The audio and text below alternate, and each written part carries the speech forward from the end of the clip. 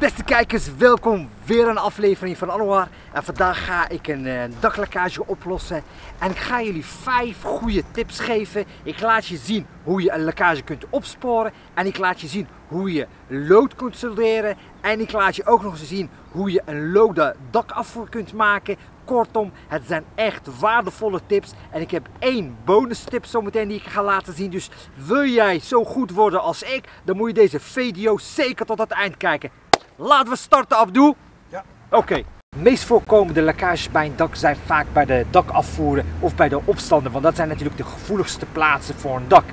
Natuurlijk, als je een lekkage hebt, moet je eerst kijken waar het beneden uitkomt. En dat meet je uit en dan ga je naar boven en dan zoek je het op. Vaak is het lekkage gelijk erboven, maar in uitzonderlijke gevallen of soms als er een betonnen werkvloer is, dan kan het zijn dat het ergens anders lekt, dat je ergens anders een gat hebt en dat het pas ergens anders uitkomt. En vaak komt het natuurlijk bij het laagste punt uit of als je dus een verbinding in je constructie hebt, een gleuf of iets dergelijks, waar het naar beneden toe komt. Nou, ik heb net het lekkage onderzocht. Hier beneden zie ik dus dat er vochtplekken zijn tegen het plafond aan en gedeeltelijk tegen het schuine gedeelte. Ik ben naar boven geklommen en ik zie dat hier dus een dakafvoer is en ik denk dat het lekkage hier is. Dus laten we even kijken of we hier een lekkage kunnen vinden. En natuurlijk altijd je handschoenen aandoen als je bezig bent met dakwerk, want dakwerk is best wel een vieze karweitje altijd. Maar ik moet wel zeggen, super leuk om te doen. Ik vind het altijd heerlijk om op een dak te zijn. Lekker met de vogeltjes en de kraaien en de vogel. Je weet wel. Dus handen goed beschermen.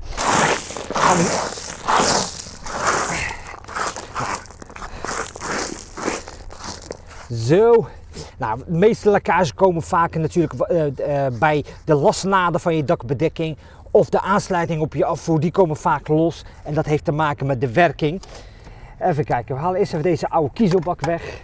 En deze plakkertjes wat ze hier hebben gemaakt, die zijn alleen maar op voor het kiezelbak geplakt. Dus dat zit wel oké. Even kijken of we wat kunnen vinden hier. Oh ja, dit zit wel los. Ja. Dit hoeft niet het lekkage te veroorzaken. Oh, wacht even, ik zie hier wat. Kijk, kijk, ik heb wat gevonden. De afvoer, daar zit een gat in. Ik zal je even van dichtbij laten zien. Kijk, dit is het gaatje in het lood. En dit veroorzaakt het lekkage beneden. Het lood is gewoon op. En na de verloop van jaren, dan wordt je lood gewoon dun. Nou, we hebben gelukkig het gaatje gevonden. Het zit in het lood. En hoe komt dat? Ja, dat komt gewoon door de jaren heen. Het lood wordt gewoon dunner. En wat ook heel veel monteurs niet weten, is dat eigenlijk het dakbedekking tast het lood aan. Ja, dat heb je nooit gehoord. Ja, het tast het lood aan. Je zou kunnen zeggen, ja, waarom gebruik je dan dakbedekking en lood in deze combinatie? Ik weet het niet. Ik weet wel dat lood gewoon echt super goed is voor dakbedekking. En je kan het alle kanten buigen. Je kan ook natuurlijk andere materialen gebruiken. Maar lood blijft gewoon het beste materiaal voor je dakbedekking. Wat we nu gaan doen is het oude uitwatering eruit slopen. En dan gaan we een nieuwe lood erin maken. En daarna gaan we de rest opnieuw inplakken. En ik ben ook bezig met een test van deze fijnmachine van het merk Parkside. En ik ben hem nu op het werk aan het testen, want daar komt ook een test uit hiervan. Mocht je geïnteresseerd zijn, dan moet je ervoor zorgen dat je geabonneerd bent, want dan mis je deze video ook niet.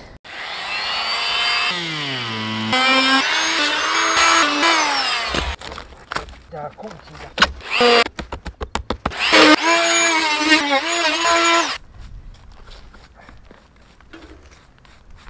Nou, de maat wordt een afvoertje 10 bij 8. Oké. Dan is het nu tijd om het lode afvoer te gaan maken. Nou, we hebben gezegd dat het afvoertje voor 10 bij 8 centimeter. Dan ga ik nu het lood op maat knippen. Dan gaan we hem zetten en dan gaan we ook nog een keer solderen. Nou, wat ik wil de mijn soldeernaad aan de bovenkant hebben in het midden. Dus ik moet dat precies uitrekenen dat mijn soldeernaad aan de bovenkant zit. Want dan kan ik hem daar netjes solderen. En stel voor dat er ooit eens een probleem ontstaat dat die soldering loskomt. Ik denk het niet, jongens, want ik weet wat ik aan het doen ben. Maar stel voor dat die soldering loskomt, dan is jouw soldering aan de bovenkant en dan lekt het niet. En dat is gewoon een tipje van Anwar. Kijk, het mooiste natuurlijk als je een mooie werkbankje hebt en dat je staat en dat het allemaal voor je zit. En dan kun je het natuurlijk heel mooi maken. Alleen het praktijk is helemaal anders. Vaak zit je net, het is nu hartstikke mooi weer, maar soms is het nat en het is koud en dan nog moet je het voor elkaar zien te krijgen. Dus petje af voor de dakdekkers. Oké, Nou, dan gaan we eerst hier beginnen. They call me Ramzan.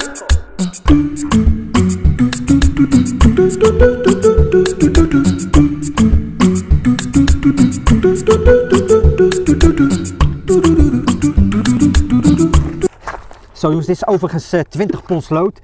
Voor uitwateringen moet je minimaal 18 pons gebruiken. Maar het beste is wanneer dat je gewoon 20 pons lood gebruikt. Dat is gewoon veel sterker en die kan veel beter tegen wind en weer.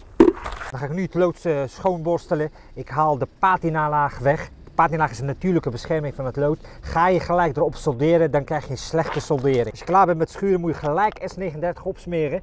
Want lood die begint direct zijn patinalaag te ontwikkelen. En als je soldeervloeistof erop zet, dan ga je dat tegen. Nou, dan ga ik nu het solderen schoonborstelen. Dit is gewoon een tip van mij, jongens. Als je die ook schoon borstelt, dan vloeit die makkelijker en hij hecht veel makkelijker. En het is ook een kleine moeite en je maakt het gewoon voor jezelf gewoon een stuk makkelijker. En dan ga ik je nu echt een trucje laten zien. Smeer je soldeer met S39. Want dan krijg je echt een hele makkelijke soldering. Vloeit die makkelijker, hecht die veel makkelijker. En dit is gewoon een stuk makkelijker, jongens. De beste soldeertemperatuur voor lood is tussen de 315 graden en 345 graden. Maar ik heb natuurlijk geen metertje hier bij me, dus je moet het gewoon een beetje aanvoelen. Ik heb gewoon een vuistregel. Als je soldeerbout er door het lood heen gaat, dan is je bout te heet. Tuurlijk. Nee jongens, je moet echt even goed oppassen dat het goed gaat. Je kan altijd je soldeertemperatuur testen op een ander stukje lood. En ik merk, ik heb echt een perfecte temperatuur. Dus ik ga nu gelijk solderen. Het is natuurlijk erg belangrijk dat het loodoverlapping goed op elkaar aansluit. Dus wat ik nu ga doen, ik ga hem eerst een paar hegjes geven. Dan klop ik hem netjes naar elkaar toe en dan pas ga ik solderen. Ik geef hem eerst even hier een hegje. Zo. Ik ben nu in de buitenlucht aan het solderen. Maar als je binnen aan het solderen bent, jongens, doe wel dan gewoon een bril en een maskertje op. Hier buiten valt het nog wel mee. Kloppen we hem een klein beetje aan. En dan ga ik nu solderen, jongens. Kijk, als je gaat solderen moet je je soldeerbout op het overlappende deel zetten. Een centimeter eroverheen. Zodat je dus een capillaire werking, een zuigende werking krijgt. Want als jij je bout zo erop zet, een centimeter, dan weet je dus dat die een centimeter onder het lood wordt gezogen. Zo krijg je een goede soldering. Doe je het andersom, ja, dan krijg je natuurlijk gewoon hier een kleine hechting, maar er is geen sterke verbinding.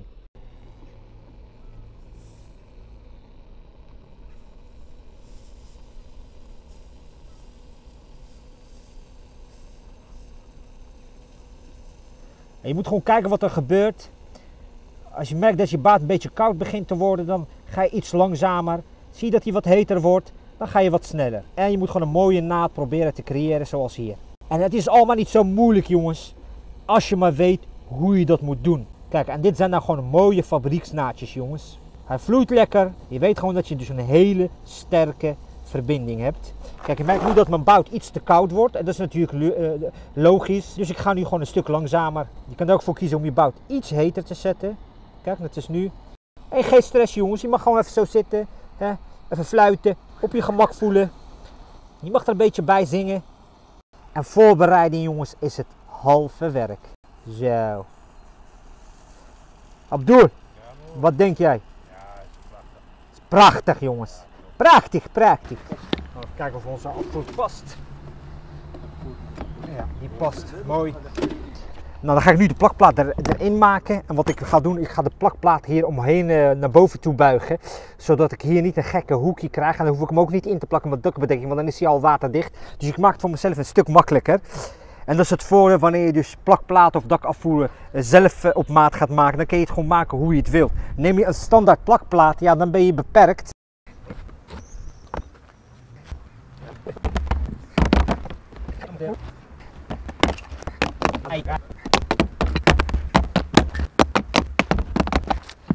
Dan ga ik nu zo kloppen. Het voordeel ervan is dat je je lood minder beschadigt en je kan hem veel mooier krijgen.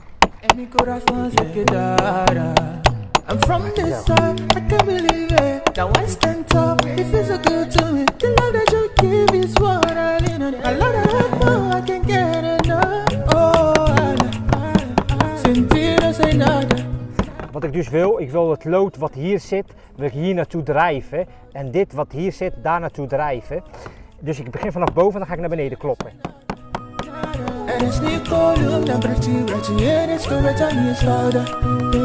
Taking it easy, cause nothing is mine, everything I thought I had, even my life. That's why every time I look up to my love, everything belongs to you, but sometimes I can't be ungrateful, but they beg me to do it. Cause if you wanna punish me for my sins, I know if you take better than me, deals. Sometimes it's tiny in your mind.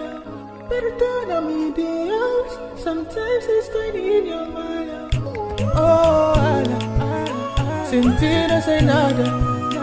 And it's me call you, I'm pretty, and it's correct on you, louder. Oh, Sintina say nada. And it's me call you, I'm pretty, and it's correct on you, louder. Nou, wat we zo meteen gaan doen, we gaan dit zo meteen op maat knippen. En dan gaan we dit terugkloppen en die ook terugkloppen. En dan ga ik hem hechten en dan soldeer ik hem aan de voorkant, maar ook aan de achterkant. En dat is de reden waarom ik deze naar achteren heb geklopt. Daar zijn heel veel monteurs en dat is op zich ook wel oké. Ze knippen gewoon netjes het vierkantje uit. En dan solderen ze hem aan één kant. Ik soldeer hem aan twee kanten altijd. Dan is hij gewoon veel sterker. En hij gaat jarenlang mee. Ga ik hem eerst even hier een klein beetje hechten, zodat hij gewoon op zijn plek blijft. Het is gewoon om te zorgen dat hij op zijn plek blijft als ik hem ga kloppen. Nu even eruit halen.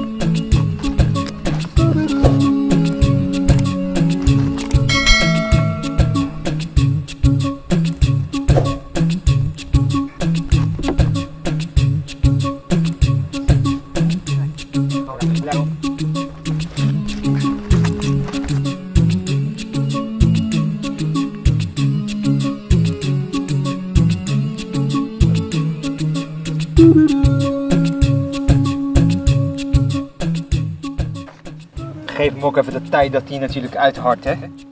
En het begint inmiddels al lekker heet te worden, jongens. En ik heb zo meteen een hele handige tip voor je. Dat is eigenlijk de bonus tip van vandaag. Maar ik maak eerst deze even af en dan gaan we dat even vertonen. En nu ga ik hem aan de achterkant ook eens nog een keer solderen. Nou jongens, dan gaat hij nooit meer lekker natuurlijk. Dat begrijpen jullie natuurlijk wel, hè. Kijk, dit is natuurlijk gewoon een extraatje. We hebben nu 2 keer gesoldeerd. Hij is 2 keer waterdicht. Ik ben nu tevreden. We gaan hem nu erin maken. Dan is het nu eindelijk tijd voor de bonus tip.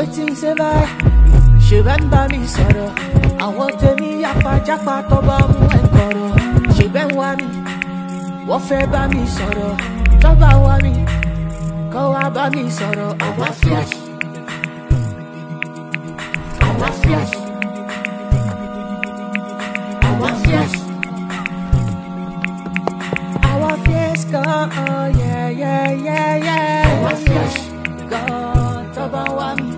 Our flesh, God.